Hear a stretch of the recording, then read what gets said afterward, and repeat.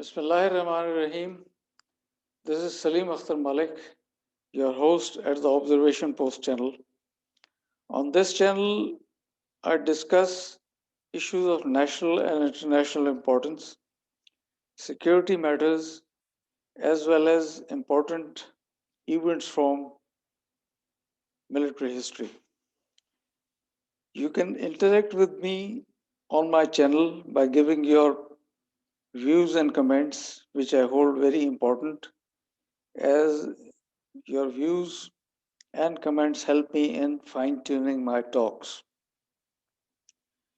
You can also connect with me on my Twitter address, which is at Salim Akhtar 53. In this session, I'll be talking to you about the recent uh, events of violence in Pakistan, which were sparked up by an act of blasphemy reportedly committed by none other than the President of France. He passed some stupid remarks against the Holy Prophet, peace be upon him, which instigated the mobs in Pakistan on violence. This is not the first time such an act of blasphemy has taken place in the West, and this is also not the first time where the mobs have acted in this way by resorting to violence, in which many lives, precious lives were lost, as well as huge losses were incurred to the property.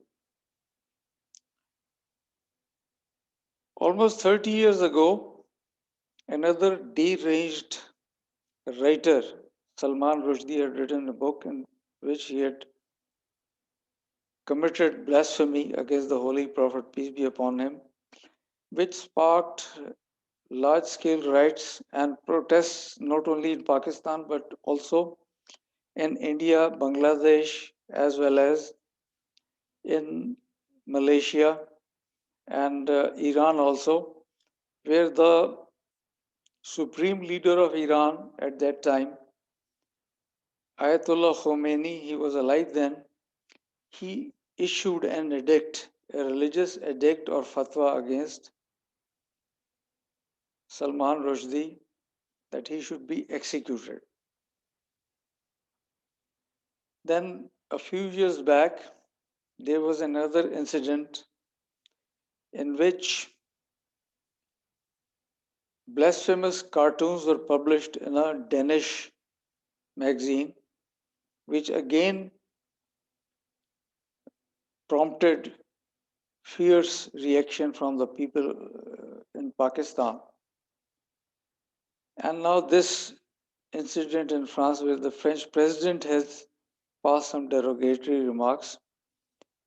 So this is a vicious cycle which erupts after every few years, and after the bloodshed which follows, the bloodshed and loss to property, there is invariably a peace accord between the agitators and the government, and this results in a period of relative peace and tranquility for some time, till it starts all over again when someone again in the West resorts to blasphemy.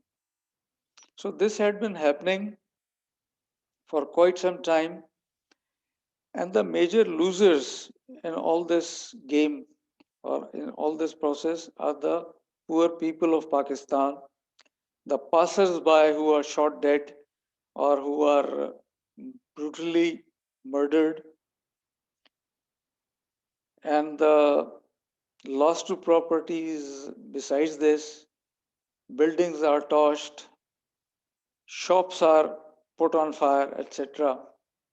So this continues. In this organized chaos which takes place, the perpetrators of the incidents, that is, the people in the West who prompt this, who trigger these violent reactions in Pakistan, they remain unscathed. No loss to them has ever occurred during all these incidents. So it is the people of Pakistan who suffer. So this is an organized chaos, organized in the sense that it is planned by some players in Pakistan who exploit the people, the common man, by appealing to his or her religious sentiments. And these instigators or the players are the politicians and the clerics. When I say clerics, I mean those people because cleric is a term which has very wide connotations. Every cleric is not a political leader or a religious leader. The so-called religious leaders in Pakistan can be termed as those people who make a living out of religion. So they are not poor people. They travel in pajeros, use French perfumes and expensive Swiss watches, and have properties worth billions. These people, along with the politicians who also, one time or another, irrespective of which political background or shade they are, every one of them at one time or another was involved in instigating and the mobs and violating and instigating the people towards violation towards violence. There are two major classes which play an important role in Pakistani society, and these classes have existed since pre-partition days, and these are the feudals and the religious class. Feudals are the rich people, the landed aristocracy, who wield power, who were large property holders, who had large or who still have large land holdings, and now they have now transformed into industrialists also. They own sugar mills, textile factories, fertilizer plants, etc. And they have as their helpers, since before independence, the clerics, some of the clerics, not all of them, had been hand in glove with the feudal classes. And they provide the dirty work, the dirty jobs for the feudals, who in turn benefited them. In the broader perspective, we can say that the clerics have now also been transformed into a class to be reckoned with. And mainly, as I said, they are the people who make a living out of religion. So they have chains of madrasas or religious seminaries, which are funded from the money provided by the large landlords and moneyed class, and which offer free boarding and meals to the children of the poor people who cannot afford to put their children into normal schools, government schools or private schools, who don't have the money to defray the expenses of education as well as to provide 2 square meals a day to their children. So they sent their children to the seminaries, which turned them virtually into beggars, into a begging class, which the task of these students of the seminaries mostly is to, besides having uh, the religious education, in their spare time they are sent to these houses, to the homes of people to beg for alms, particularly on religious festivals, to beg for meat as well as skins of sacrificial animals. This is how the chain of seminaries sustain themselves, besides the funding which they get from the money class. So the religious issue has an economic connotation. It has a financial connotation. Surprisingly, in the West, uh, these blasphemous acts take place, and the reaction is experienced in Pakistan. In one case, there were agitations in India and Bangladesh also, but during most of these incidents, it is the people of Pakistan, the man in the street, who agitates against the blasphemous acts which are carried out in the West.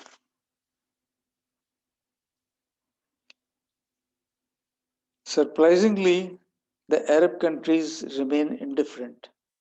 There are no agitations or no acts of protest. No protests are launched in the Arab countries.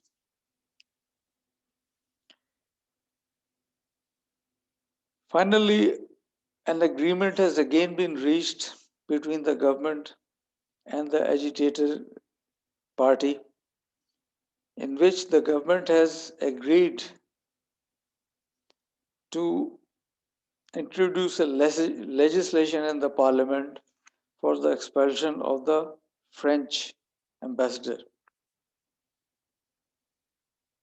The legislators would be in a quandary. They would be in a catch 22 like situation, because most of them have their paymasters in the West and their interests lie in the West. They have properties in the West. They have their bank accounts in the West. So if they vote in favor of the legislation for the expulsion of the French ambassador, how would they face their paymasters in the West? And if they vote against it, how would they face the agitators? Because the agitators would again start their dance of death. And these very legislators, they have been one time or another exploiting the religious classes to favor them. So this is a very difficult situation in which Pakistan finds itself at the moment. Let us see what happens. The only solution, long time solution to this problem is to take measures, long term measures to eliminate poverty, because it is the poverty which breeds fundamentalism and religious extremism. You would not find such protests and agitations in the rich country, Muslim countries. You would not find them in Arab countries, oil rich Arab countries. You would not find such agitations in Iran and elsewhere, where the people, the common man, is prosperous. You will find them only in the poverty ridden countries like Pakistan, Bangladesh, and in some cases India. This is all I want to say in this video. See you in the next video. Till then, bye bye.